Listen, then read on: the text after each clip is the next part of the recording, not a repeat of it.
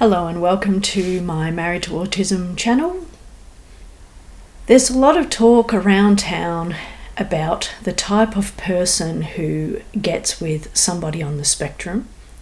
Generally, the thing that we have in common is we're empathetic and quite understanding, possibly more giving and more generous than the average person. That being said, I would guess that there would be autistic people with people who aren't like that.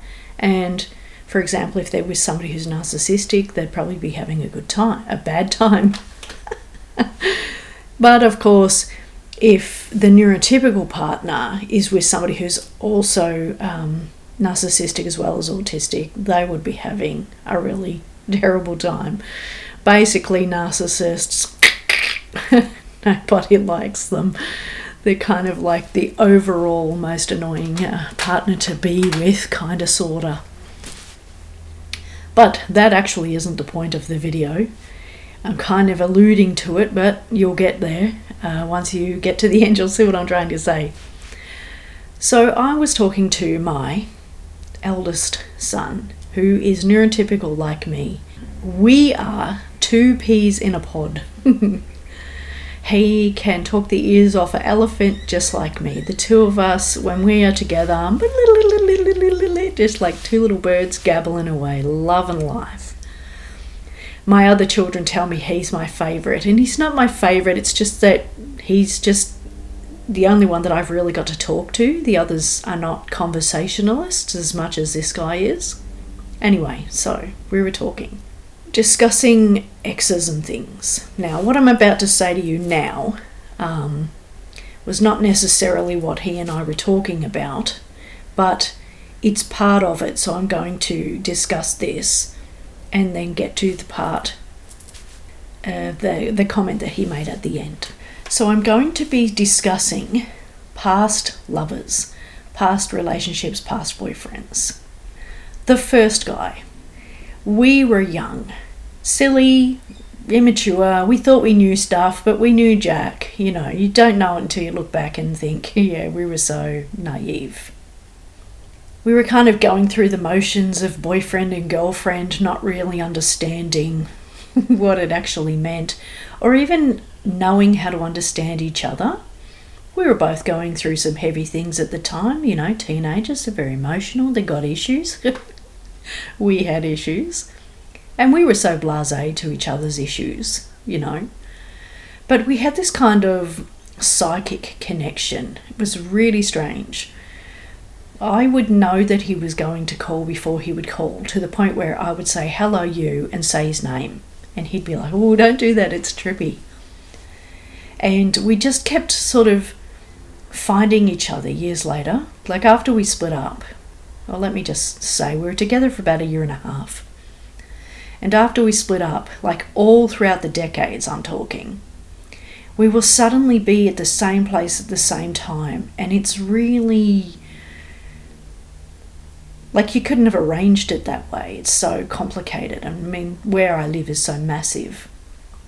So for example, one time I was coming out of my office where I worked at the time, and I walk out onto the pavement, and suddenly there's this white car driving past me, beeping. Guy pulls over to the curb and flings the passenger door open.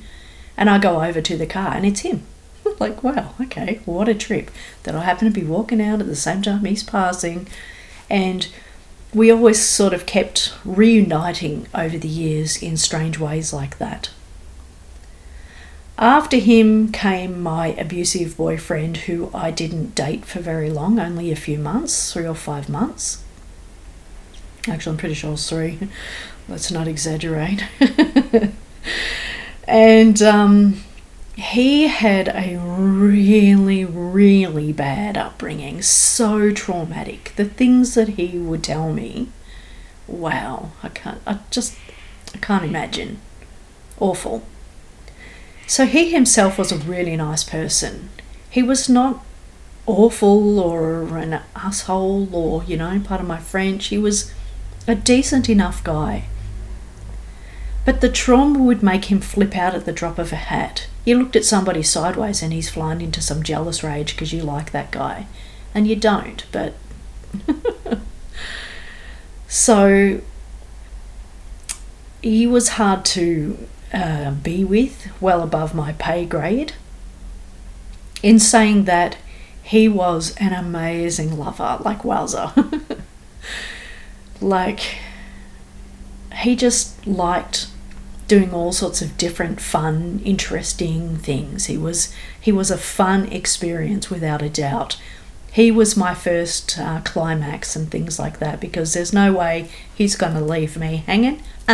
He doesn't roll that way. So angry, but good in bed. The next guy to come along, we were together for about 2.5 years, and he was really romantic, very sweet, very lovely. However, he had this kind of interesting relationship with his mum and his sister. They were interesting people. And by interesting, I mean, I'm not really sure that I liked them. They certainly did not like me. And they kind of really didn't hide that. Hence our issue. His mum was one of those mothers who was like a bit too in his ear. And she kept saying to him, like, she's not going to amount to anything and she doesn't have any goals and ambitions. She hadn't spoken to me to know if I had goals or ambitions. Just randomly making stuff up. Anyway, after a while he started to listen to her and start to sort of get an idea that, you know, perhaps I'm not the one. And we just eventually fell out of love. And we kind of stayed friends for a while.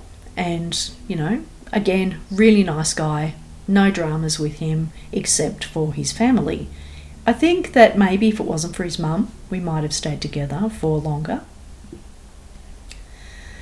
But that being said, I mean, he was still young and wanted to sort of, you know, sow some oats and have some interesting experiences that he probably wouldn't have gotten from me at that point in time.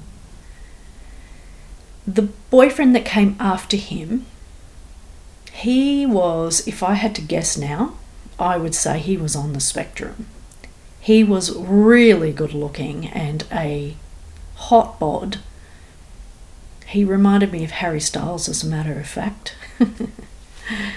What I'll do is, as I say, each boyfriend, I'll put up an image of somebody who they look like, just to give you a ballpark idea of what these guys looked like. Anyway, but he was really cold and really distant. He would do things like, I would say I'm having a party and he'd say he's going to come and then he just wouldn't come. He wouldn't tell me he's not coming, he just wouldn't come. And I'd be so excited for everybody to meet my boyfriend, and he was a no-show. And in the whole 5 or 6 months or so that we were together, could have even been longer, 6, 7, doesn't matter. They never met him. That's how no-show this guy was. And he came across as so aloof and so unflirty and so what's the other word where people give you attention? Affectionate. That I used to think maybe he was secretly gay because he just didn't care, just seemed to care about me. I don't know, it's really hard to explain. He did tell me that his dad, who was in the army, had never told him and his brother that he loved them, which I thought was particularly telling. And after we split up, he called me randomly from the beach as he was walking along the beach, and he was telling me, "You're really going to miss me after I'm gone?" And I didn't. Sorry, I just didn't. And so after him came my European boyfriend, and he was only in Australia for a 1-year visa, so it was already doomed from the get-go because he couldn't stay. But I fell for him hook, line and sinker, like a really deep fall. He was really charming and spunky and good in bed. He was the one who had, and I quote, said, "If I can't get a woman aroused, I'm failing as a lover." I mean, wow, gorgeous. But what I really liked about him was his intellect. He was so smart, so intelligent, and not logic intelligence that an autistic person has, but street smart intelligent. Just really, really lovely to have conversations with. And he would lie in bed having a cigarette while I had my coffee, And we would talk and stay in bed for hours, pillow talk all night, pillow talk all day. Just really, really fun, spunky, passionate kind of guy. But of course, he's got a 1-year visa, tourist visa. He had to leave when that year was up. And I was devastated when he left. It took me 3 years to stop missing him and wishing and stuff, And then after him, there were a few guys that I dated, and they were all a bunch of bozos. Oh, man. Just really cringeworthy people. And after I'd been with the European guy, I'd really got a sense of what it is that I wanted and what it is that I didn't want. And so I was dating these guys, and they're all a bunch of whack jobs. And, no substance, really. Bad luck for them. Anyway, so then I meet my husband probably about 6 or 8 months after the European guy left.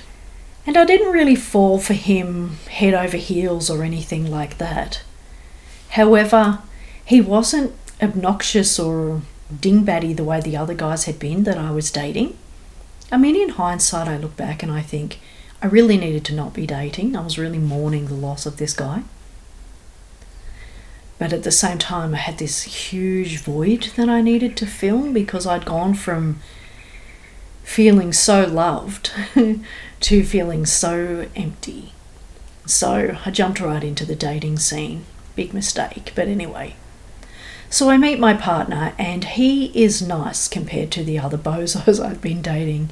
He had a job, he had a house, he was kind, he was sweet, he was caring, he was generous. He was all these really lovely things. And I thought, well, at least he's not, the other guys. He's better than the other guys, so I'll give him a chance. And we kept dating. Hence, we're together for about a year or so before we move in.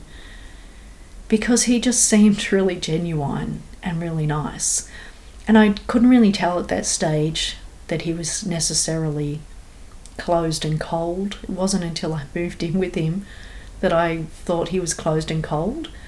And if I liken it, he was like that other boyfriend of mine who was really aloof and distant.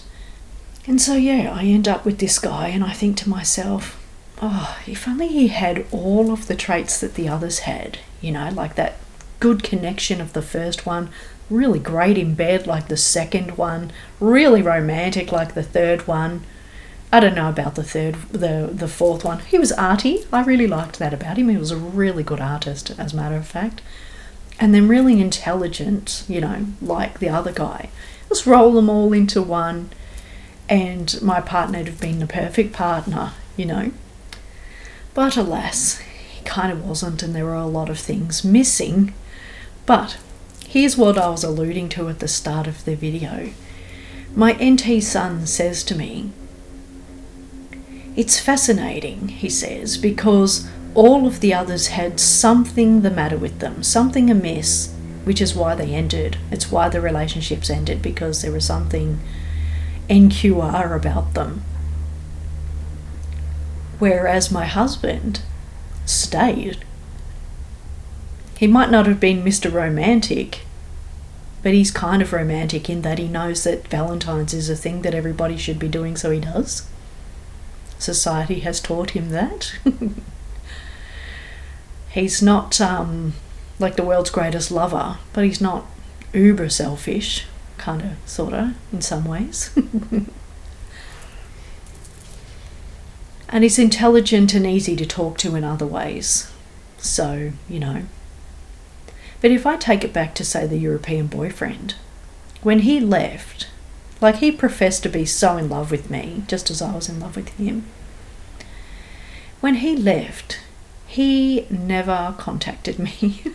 I thought, because he knew my address, I thought he might write, I thought he might phone, I thought he might do something. But no, nothing.